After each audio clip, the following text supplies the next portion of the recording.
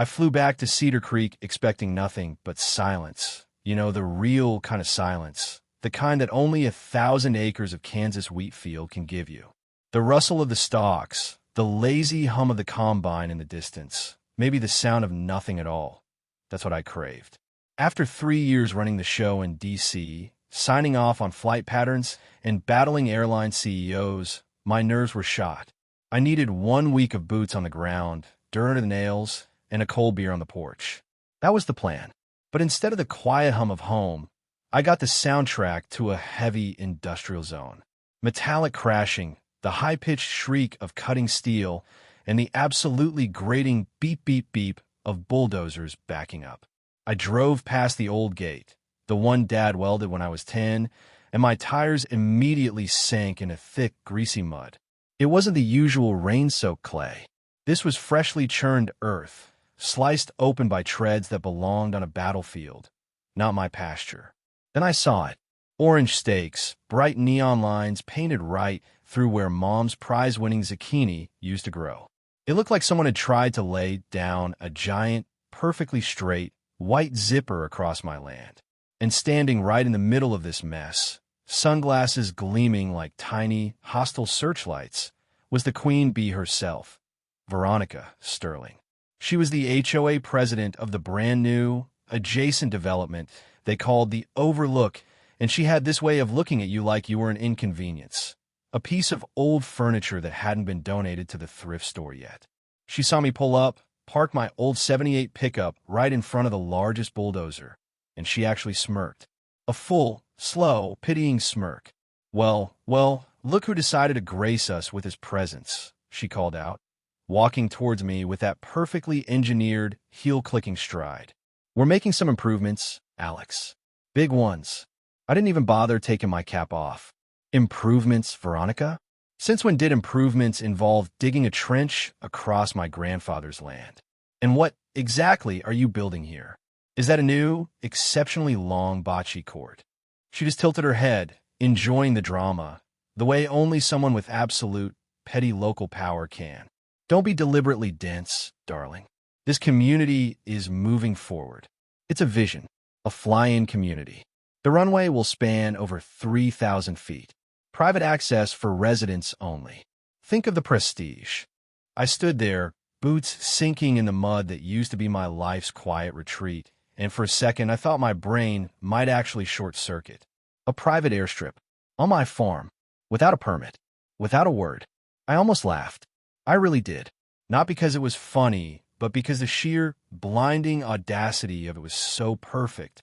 I wanted to scream every federal aviation regulation, every safety code, every violation of property law right in her smug, tailored face. But something stopped me. Maybe it was the exhaustion.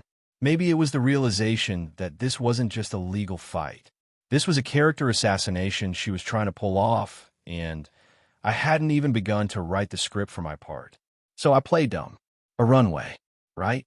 You know, I thought the bylaws only covered things like mailbox standards and Christmas decorations. You sure your little board meeting vote overrides the property deed? Majority rules, Alex, she hissed, pulling her sunglasses down, aiming those calculating eyes right at me. And frankly, the only thing you own is the past. Progress doesn't wait for nostalgic farmers. She turned away, leaving me there with the deafening roar of the engines and the smell of fresh diesel. That night, sitting on the porch swing, watching the orange construction lights bleed over the horizon, two things became crystal clear. First, my week off was officially dead. Second, Veronica Sterling had just picked a fight with the wrong man. The one man in the entire country who signs the papers saying where, when, and how a runway lives or dies. The FAA director. But she didn't know that. Oh, she didn't know that. The next few days were pure, unadulterated HOA warfare. Veronica wasn't just building the runway. She was using it as leverage to push me off the land. The first volley was the paperwork. An official notice of violation, delivered by a smiling young guy in a perfectly starched HOA polo, stating I was being fined $500 for obstructing community development. The obstruction? My old, beloved, slightly rusty John Deere tractor, parked right next to the barn, exactly where it had been for 20 years. I crumpled the letter and threw it into the wood stove. Obstruction, I muttered to my dog, Buster. This is called existing, Veronica. But she cranked the dial. The bulldozers started at 5:45 a.m. Not 7 a.m., not even 6 a.m. 5:45. It was psychological warfare. The noise was constant, a grinding, metallic, vibrating assault that shook the windows of the old farmhouse and sent my cattle bolting to the far end of the pasture. I watched Buster, usually the calmest mutt in the county, bark until his throat was raw. That's when it got personal. It wasn't just about the land. It was about the peace Dad worked his whole life for. I decided to stop playing the victim and start gathering ammunition. I drove into town, not for beer, but for trail cameras. 6 of them. I planted them around the perimeter like high-tech Easter eggs, making sure they had a perfect sight line of their daily chaos. The footage I got was gold. Trucks illegally dumping debris, workers crossing my property line, and, best of all, Veronica herself, wearing a ridiculous hard hat and barking orders like a traffic cop, all captured in crystal clear 4K. But the real jackpot came when I logged back into my work email, the one I wasn't supposed to look at during my vacation. There, nestled between reports on delayed cargo shipments and pilot licensing reviews, was an expedited permit request for a private airstrip in Cedar Creek County, Kansas. The developer? A shell corporation owned by, you guessed it, Veronica Sterling's HOA. I leaned back in my chair, the screen illuminating my face in the dark kitchen. The arrogance. She had actually tried to go through the proper channels, thinking her local clout would somehow grease the wheels at the federal level. She didn't know the final decision landed on the desk of the nostalgic farmer she was trying to steamroll. I opened the file. It was a joke. No environmental impact study, no noise abatement plan, 0 local consultation, and a safety assessment written on what looked like a cocktail napkin. I looked at the big red button on my screen. Deny.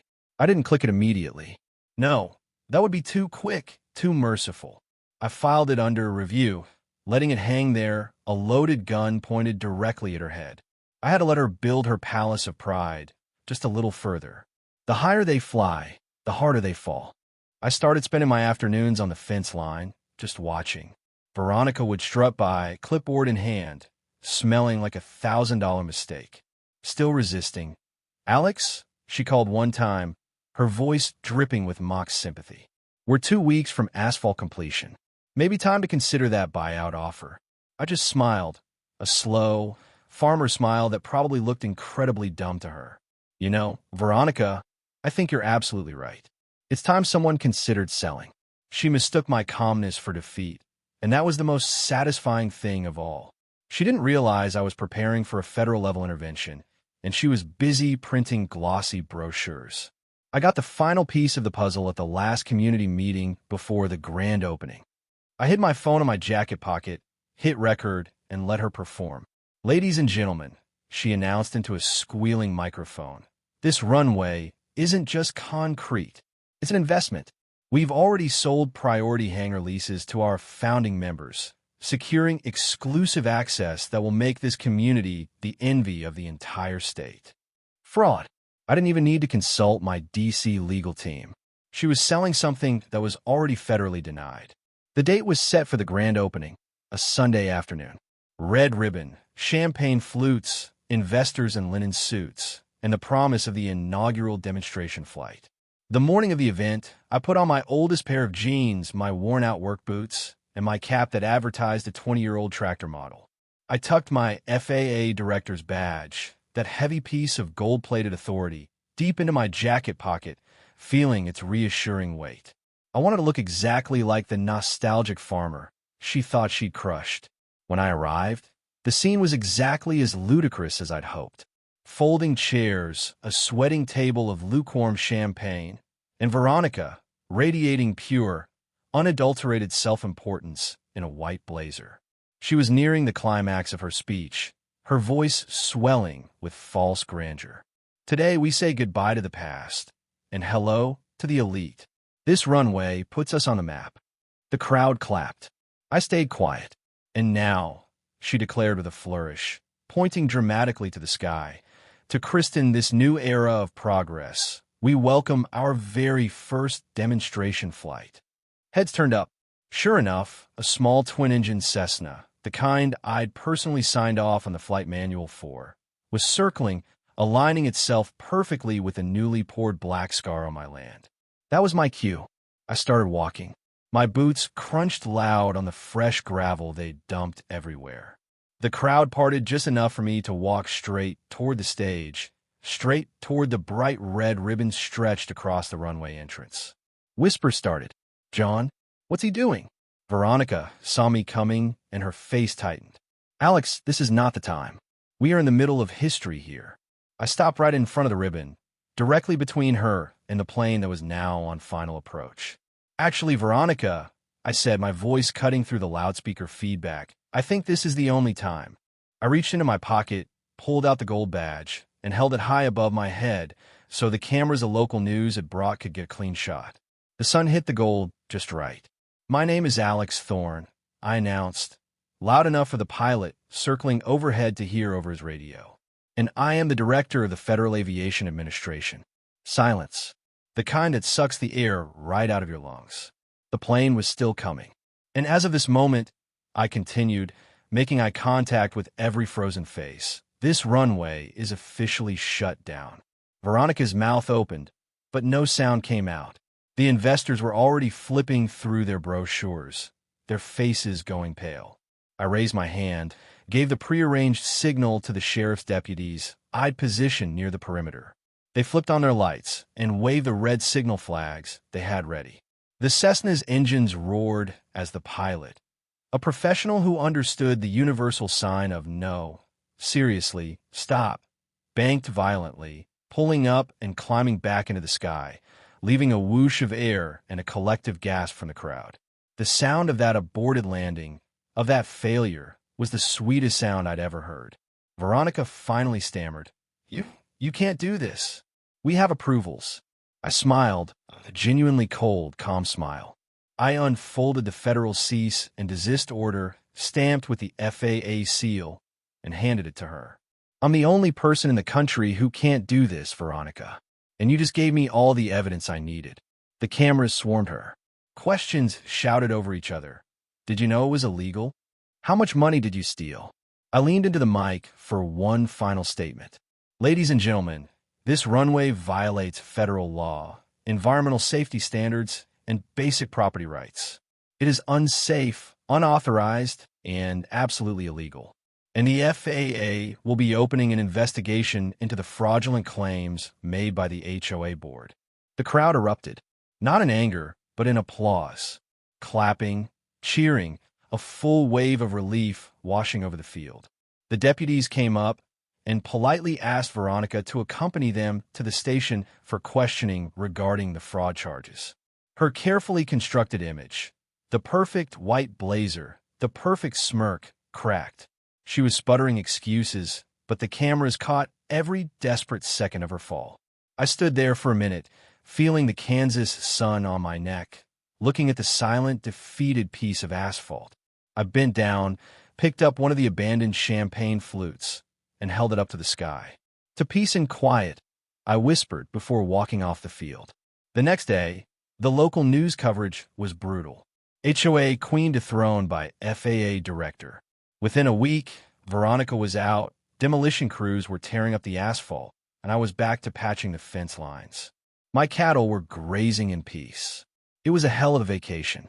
I spent 3 years running the biggest aviation agency in the world, dealing with billion-dollar budgets and national security. But nothing was more satisfying than shutting down Veronica's ego trip right when she thought she had won.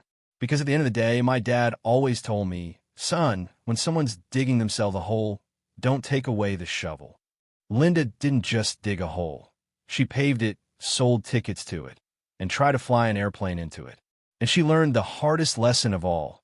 No amount of local arrogance can outfly the weight of federal law. So, here's my question for you. Have you ever dealt with a Veronica Sterling, that petty tyrant who thought the rules didn't apply to them? How did you finally clip their wings? Drop a comment below and tell me your story. And if you enjoyed this ride, hit that subscribe button because trust me, The HOA drama never truly ends.